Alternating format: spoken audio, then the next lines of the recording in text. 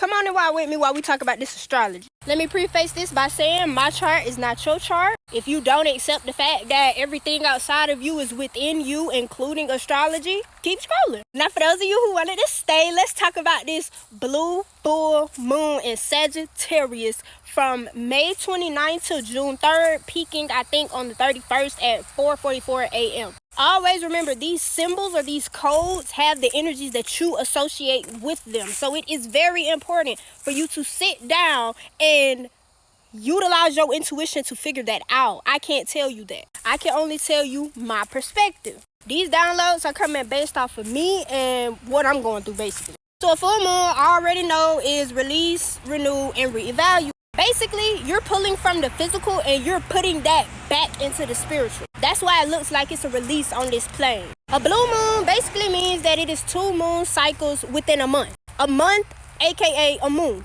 So it is a rare occurrence. And the sign of Sagittarius basically represents philosophy. It represents wisdom. It represents learning, adventure, and it is ruled by Jupiter, who also shows themes of expansion and, higher learning.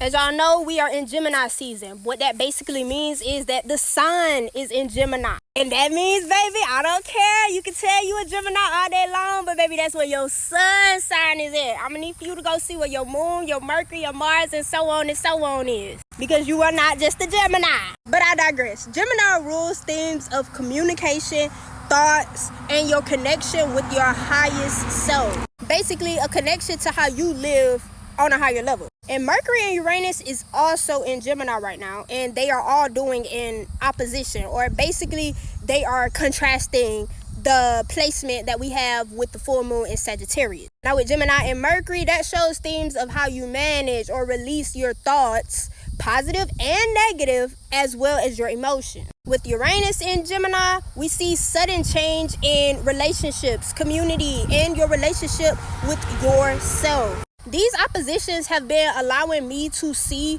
where it is that I need to enforce more boundaries in my life, as well as where am I lacking communication with myself when it comes to my protection, when it comes to how I flow through this plane, uncloaked and cloaked, when it comes to how I allow the changes in my life to steer me and steer my thoughts and steer my emotions. Based on the placements in my chart, this has especially been showing up heavily when it comes to those deep connections and relationships that I have. This is causing me to have to reevaluate a lot of relationships with my family, my friends, and just overall how I show up in the community. I've been finding myself a lot lately sitting in isolation or sitting in alone time or me time, so that way I can truly figure out what it is that I am feeling and be able to put those feelings into actions or put that energy into motion, which is emotion.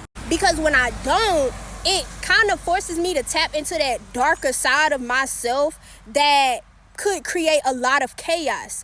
And while that is very useful when you're trying to change something, or like the full moon theme is trying to release something, it can cause hindrance when you're using that to harm others, or you're lacking setting boundaries, as well as causing disruptions within your ability to utilize your spiritual gifts. Some gifts require you to use chaos or dark magic. Some gifts require you to use peace or light magic. You have to be able to differentiate between the two. And again, that is what this full moon is calling you to do. Release patterns that do not allow you to expand and explore and adventure through yourself, so that way you can bring what's going on internally out. But it also requires you to look around and say, where am I causing this harm for myself?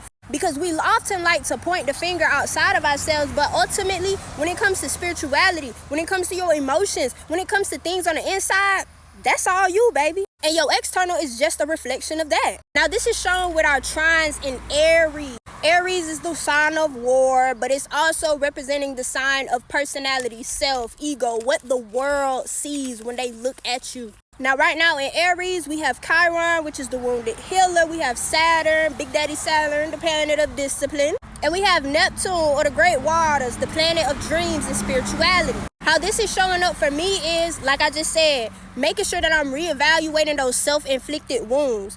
Where am I causing this harm for myself and not allowing myself to grow and expand so that I can take accountability for that? And then when it comes to me reevaluating those relationships, I already know pretty much what the role that I played was and how that affected the outcome of the situation. With Saturn, this is very heavy for me because I'm going to let y'all in on a little secret. I'm a Saturn rule person, all right? Saturn don't play with me. Saturn be grabbing me by my shirt, twisting it up, balling my lips, and pinching me on the way out the store. And the store just basically represents my spiritual archive, where my energy at. If I'm not setting boundaries with other people, if I'm not respecting myself, if I'm not following my disciplinary practices when it comes to myself, when it comes to my spiritual advancement, when it comes to the things that I'm doing on this physical plane and my routines, then I am not going to get my prize. I'm not going to get what I want at the store. I'm just going to get pinched and dragged out. Because Saturn requires you to see where you are reflecting your internal environment outward in this plane. That's why it's the planet of discipline and boundary. Because if you don't regulate yourself internally, if you don't regulate your emotions, if you don't regulate those thoughts to be thoughts that align with the desires and the destiny that you want, again, you're dragging yourself out of alignment. You're dragging yourself out of that store of energy where your energy is stored. And then for me with Neptunes, this is definitely showing up in dreams. I don't know what it is about a full moon or a blue moon in Neptune or in them dreams. Woo! It don't play. It be revealing to you. But when it reveals to you what's going on, regardless of it's something that you like or not, you have to take heed to that.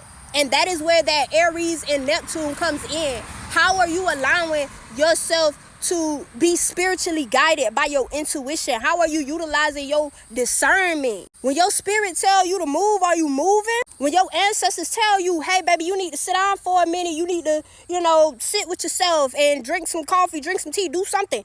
Are you listening? Because one thing I have had to come to realize is if you do not utilize your spiritual gifts and if you don't use them right, one thing about it, they going to go on to somewhere else. That energy is just going to transfer or go on, and it's going to come back to bite you in the... And this is where we can often find ourselves going through the same cycles, repeating the same things, looking for different outcomes. And again, Neptune, the planet of dreams, the planet of spirituality, that can make you look like you're insane. A lunatic, if you will, since we're talking about the full moon. But one of the ultimate major themes that I am learning right now is that if I don't express myself, if I don't continue to expand, if I don't utilize my intuition, I am not harming no one else but myself directly. And indirectly, I am causing harm to everything around me simply by being out of alignment with my highest, loving, true, and most divine self. Moving forward, I'm definitely going to be working a lot more on setting boundaries and establishing them within my spiritual gifts and my spiritual practices. When I hold something sacred to my heart, I don't play about it. And 9 times out of 10, that's involving things that are going on personally, like my closest friends, my closest families. That involves my wisdom, because I don't play about my mind. My elders always told me a sound mind is a wonderful thing to have. That is a gift from God, baby. You don't waste that. A powerful mind. A strong mind is a powerful thing to waste. Yeah. So when people start questioning me, questioning my practices, questioning the things that I hold sacred to my heart, the things that I know the divine has literally only given to me, is customized for me. When I start questioning them things and when other people start projecting negativity on those things, that is when I have to take a step back and figure out, where am I going to release? How am I going to release? Who am I going to cut off? What mindsets am I going to let go of? What routines am I going to start implementing so that I can get rid of these bad habits and fill them up with good habits, things that are going to amplify me, expand me, the theme of Sagittarius. I know some of these themes and some of the things that I shared in this video is going to help you out for your highest love and divine good. And I affirm to you that you are beautiful, you are loved, and you are divine. And I am so grateful for you being here. I'm so grateful for you watching this video. And I'm so grateful for you making it to the end, girl. You did it. Now let's go finish walking. I say